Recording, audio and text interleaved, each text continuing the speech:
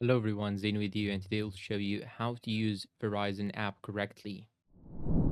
Okay, the first thing that you should do is simply go and download the application from your App Store or Play Store. After that, you want to go and click on sign in after you open the application. Then you want to go and click on register.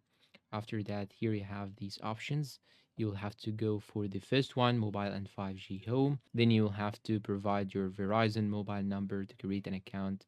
Verizon mobile number should be typed right here, then click on next. They will provide you with a registration code or an OTP. Click on verify my account after you type it right here. And now you will have to provide these credentials in order to create your profile. Add a user ID, password, confirm it, email address, secret question, and the answer of the secret question. Then you want to scroll down and check all these boxes. Then click on I agree. Then click on complete registration. After that, you will have to agree to the terms and condition. Click on accept terms after you read all that. Then here you will be prompted to this page. Now you can click on this hamburger icon on the top left side. In order to create payment, go to your account, devices, shop, or contact the Verizon customer service.